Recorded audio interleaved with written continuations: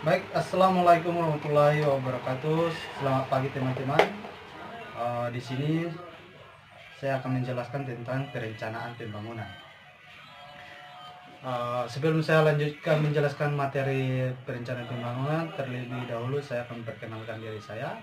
Nama saya Vincentius Roni, BP 18 1038 11095, Prodi Ilmu Administrasi Negara.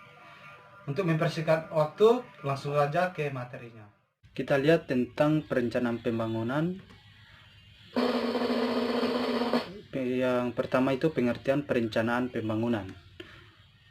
Perencanaan pembangunan adalah sebuah proses dalam menentukan tujuan organisasi dan juga mengajikannya secara lebih jelas dan dengan berbagai strategi, taktik, dan organisasi yang dibutuhkan untuk mencapai tujuan utama organisasi secara keseluruhan. Selanjutnya, perencanaan pembangunan nasional berdasarkan dimensi pendekatan dan koordinasi. Yang kita lihat yaitu yang pertama perencanaan makro. Makro itu adalah perencanaan pembangunan nasional dalam skala makro atau menyeluruh. Dalam perencanaan makro ini dikaji beberapa pesat pertumbuhan ekonomi dapat dan akan direncanakan, berapa besar tumbuhan masyarakat dan pemerintah akan tumbuh, bagaimana proyeksinya, dan hal-hal lainnya secara makro dan menyeluruh. Kajian ini dilakukan untuk menentukan tujuan dan sasaran yang mungkin dicapai dalam jangka waktu rencana dengan memperhitungkan berbagai variabel ekonomi mikro. Perencanaan makro ini dilakukan dengan melihat dan memperhitungkan secara cermat keterkaitannya dengan perencanaan sektoral dan regional. Selanjutnya, kita lihat perencanaan mikro. Perencanaan mikro adalah sebagai perencanaan pada tingkat institusional dan merupakan penjabaran dari perencanaan tingkat meso. Di sini ada kata meso. Meso ini adalah perencanaan yang ruang lingkupnya mencakup wilayah pendidikan tertentu, misalnya suatu provinsi, dan dasar terjadinya perencanaan meso adalah akibat dari kondisi dan situasi daerah yang berbeda-beda. Selanjutnya, pengertian dari perencanaan sektoral. Perencanaan sektoral adalah perencanaan yang dilakukan dengan pendekatan berdasarkan sektor. Di sini ada kata sektor. Sektor itu adalah kumpulan dari kegiatan-kegiatan atau program yang mempunyai persamaan ciri-ciri serta tujuan. Selanjutnya, perencanaan regional. Perencanaan regional ini adalah upaya intervensi terhadap kekuatan-kekuatan pasar yang dalam konteks pengembangan wilayah yang memiliki 3 tujuan pokok. Yang pertama itu meminimalkan konflik kepentingan antar sektor. Yang kedua, meningkatkan kemajuan sektoral dan membawa kemajuan bagi masyarakat secara keseluruhan. Baik, kita lihat selanjutnya tentang istilah-istilah pembangunan daerah. Di sini ada yang pertama itu ada RPJMD. Kepanjangan dari RPJMD itu adalah Rencana Pembangunan Jangka Menengah Daerah. Itu kepanjangan dari RPJMD. Kita lihat yang selanjutnya, pengertiannya. Merupakan dokumen perencanaan pembangunan daerah untuk jangka periode selama 5 tahunan yang berisi penjabaran dari visi misi dan program kepala daerah dengan berpedoman pada RPJP daerah serta memperhatikan RPJM nasional. Di sini ada RPJP. RPJP itu Rencana Pembangunan Jangka Panjang, itu kepanjangannya. Baik, selanjutnya ada Renstra. Renstra itu rencana strategis ya teman-teman. Pengertiannya suatu dokumen perencanaan yang berorientasi pada hasil yang ingin dicapai dalam kurun waktu 1-5 tahun. sehubungan dengan tugas dan fungsi SKPD serta disusun dengan memperhitungkan perkembangan lingkungan strategis. Teman-teman, ada di sini kata SKPD. SKPD itu Satuan Kerja Perangkat Daerah. Itu ya kepanjangannya, teman-teman. Selanjutnya kita lihat KUA.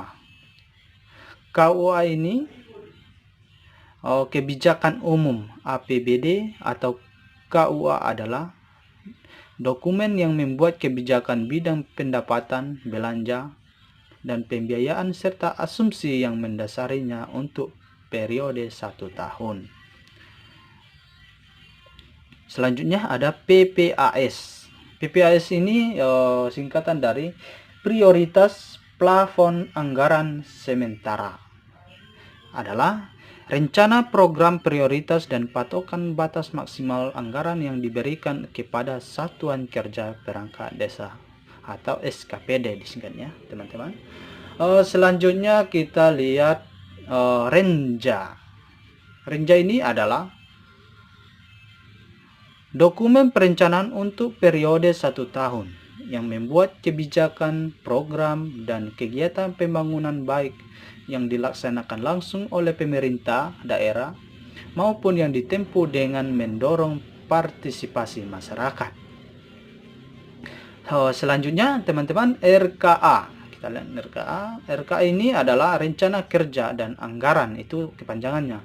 Atau sering disingkat RKA adalah Dokumen Perencanaan dan Penganggaran yang berisi program dan kegiatan serta anggaran yang diperlukan untuk pelaksanaannya ya teman-teman. Teman-teman, ada di sini RKA ini Rencana Kerja dan Anggaran. Kita lihat selanjutnya ada di sini. Kita lihat selanjutnya teman-teman, ada cara penyusunan RPJPD, RPJMD, Renstra, Renja. Di sini kita lihat dulu RPJPD. Di sini ada pembagiannya itu. Yang pertama, cara penyusunannya itu persiapan tahap penyusunan rencana awal RPJP daerah. Yang ketiga, tahap pelaksanaan musrembang akhir RPJP daerah. Yang keempat, tahap penyusunan rancangan akhir RPJP daerah. Yang kelima, tahap penetapan peraturan daerah tentang RPJP daerah. Selanjutnya, penyusunan RPJMD. Yang pertama itu ada persiapan, yang kedua penyusunan rancangan awal RPJMD, yang ketiga tahap penyusunan rancangan awal Renstra SKPD, yang keempat tahap penyusunan rancangan akhir RPJMD daerah atau Renstra SKPD, yang kelima penyusunan rancangan akhir RPJMD, yang terakhir penetapan Perda atau Perkada tentang RPJMD. Selanjutnya Renstra, penyusunan Renstra. Yang pertama itu ada persiapan juga, yang kedua penyusunan rancangan awal RPJMD, yang ketiga penyusunan rancangan awal Renstra SKPD, yang keempat pelaksanaan musrembang jangka menengah, yang kelima penyusunan rancangan akhir RPJMD atau Renstra SKPD. Yang terakhir ada penetapan Perda tentang RPJMD. Selanjutnya ada Renja. Renja ini juga ada yang pertama penyusunannya persiapan, penyusunan rancangan awal RKPD, yang ketiga penyusunan rancangan awal Renja SKPD, yang keempat ada pelaksanaan musrembang tahunan daerah, yang kelima penyusunan rancangan akhir RKPD atau Renja SKPD, yang terakhir ada penetapan RKPD dan Renja SKPD.